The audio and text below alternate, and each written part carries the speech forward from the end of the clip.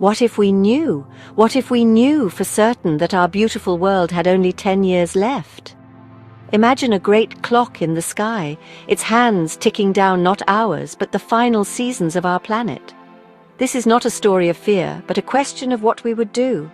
How would we, the people of Earth, spend our last precious decade? The news would arrive not as a whisper, but as a global announcement, a shared truth for every person in every corner of the world. Suddenly, the things we thought were so important might seem very small indeed. The daily rush, the endless chase for more might simply stop. It is a thought that changes everything. The first reaction might be panic, a great wave of uncertainty washing over our cities and towns. But humans are resilient. After the initial shock, a profound shift would begin to take place in our hearts and minds. We would look at the sky differently, perhaps noticing the color of the sunset for the first time in years. We would listen to the songs of birds with a new sense of wonder. The frantic pace of modern life would slow to a gentle walk. People might leave their high-paying jobs to pursue a long-forgotten passion, to paint, to write, to simply be with the ones they love. The world's priorities would recalibrate. This new reality would redefine our purpose. The question would no longer be, what can I get, but what can I give? Communities would rediscover the art of helping one another. Neighbors who were once strangers would share food from their gardens and stories on their front porches. The focus would turn away from accumulating wealth and possessions, things that would have no value in the end. Instead, people would seek experiences. They would want to feel the warmth of the sun, the coolness of a river, and the comfort of a friend's hand. Our world would become a place of shared moments and simple joys. In this world with a deadline, every single day becomes a gift. We would wake up not with a list of tasks, but with a sense of opportunity. An opportunity to learn something new, to forgive an old grudge, to tell someone they are cherished. The ticking clock would not be a source of constant dread, but a reminder to live fully and completely. It would urge us to mend broken relationships and to build new bridges of understanding. We would learn that time, not money, is the most valuable currency we have ever had, and we would finally start spending it wisely on the things that truly matter. Our daily lives would change in ways we can hardly imagine. The 9-to-5 workday, a rhythm that has defined generations, would likely dissolve. Why would we spend our final years in an office, staring at a screen, when there is a world of wonders to see and experience? Many would choose to leave their jobs entirely, dedicating their time to family, art, or nature. Those who continued to work would do so with a renewed sense of purpose, focusing on essential services that help others. The frantic energy of our cities would be replaced by a calmer, more thoughtful atmosphere, filled with music, laughter, and conversation. Families, the very heart of our societies, would draw closer than ever before. Parents might stop working long hours to spend every possible moment with their children. They would teach them not about careers, but about kindness, courage, and the beauty of the natural world. Grandparents would share their life stories, passing down wisdom and memories as the most precious inheritance. Friendships would deepen as we would make time for long talks and shared adventures. We would understand that these connections, these bonds of love and affection, are the greatest treasures we will ever know. We would hold them tightly. The concept of school would also be reimagined. Instead of sitting in classrooms learning about a future that will not come, children would learn by doing. They would explore forests, study the stars, and learn practical skills from their elders. Education would become a journey of discovery about the world as it is right now. It would be about appreciating the intricate web of life, from the smallest insect to the largest whale. History lessons would focus on our shared humanity, on the triumphs of compassion and cooperation that have defined our species at its very best. The world itself would become our classroom. Our relationship with the planet would undergo a final, beautiful transformation. Knowing our time here is limited, we would treat the Earth with the reverence it has always deserved. There would be a global effort to clean our oceans, reforest our lands, and protect every living creature. People would spend their days planting trees not for a future generation, but as a final act of love and gratitude for the home that sustained us.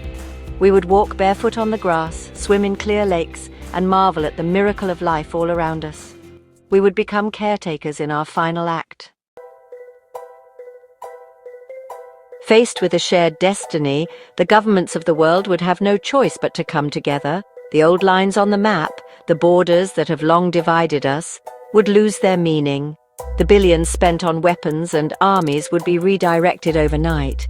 This immense wealth would instead fund two critical missions: the quest for a solution and the celebration of our final years. A single global council would be formed, bringing together leaders from every nation. Their task would not be to argue or compete, but to cooperate for the good of all humanity. It would be our final and greatest act of unity. Scientists would become the heroes of this new era. The brightest minds from every field would gather, sharing all their knowledge freely and without rivalry. One group, the Hope Team, would work tirelessly around the clock, exploring every possibility to save our planet. They would investigate radical new technologies and ancient wisdom, leaving no stone unturned in their desperate search for a miracle. Their work would be a testament to human ingenuity and our unyielding desire to survive. They would represent the part of us that never, ever gives up, even in the face of impossible odds. At the same time, another group of leaders and thinkers would focus on a different, equally important task. They would be the legacy planners. Their job would be to ensure that humanity's final decade is one of peace, dignity, and celebration. They would organize global festivals of art and music, broadcast stories and performances from every culture, and create a digital archive of all our knowledge, our history, and our art. This archive, a sort of cosmic message in a bottle, would be sent out into the stars, a final greeting from humanity to the universe, telling the story of who we were. This global cooperation would foster a spirit of incredible generosity. Wealthier nations would share their resources with those in need, ensuring that no one faces the end in hunger or poverty. The goal would be to make sure every single person on Earth can live their final years with comfort and security. Debts would be forgiven, conflicts would be resolved, and old enemies would embrace as friends. The world would finally achieve the peace that has eluded us for so long. We would learn at the very end that we are all one family, living together in one home, and we would act like it. In these final 10 years, we would discover what it truly means to be rich. It has nothing to do with the numbers in a bank account or the size of a house. True wealth would be measured in moments of connection. It would be the feeling of a child's hand in yours, the sound of shared laughter with old friends, and the quiet comfort of watching a sunrise with someone you love. We would collect memories, not things. We would fill our days with experiences that touch our souls, creating a tapestry of love and joy to carry with us into the great unknown. This would be our final, most important lesson. Hope would become our most precious resource. It would not be a blind hope for a magical rescue, but a deeper hope found in our shared humanity. We would see it in the tireless work of the scientists and in the kindness of a stranger. We would feel it in the music we create and the stories we tell. This hope would be a powerful light pushing back against the encroaching darkness. It would remind us that even if our time is short, our lives can be full of meaning and purpose.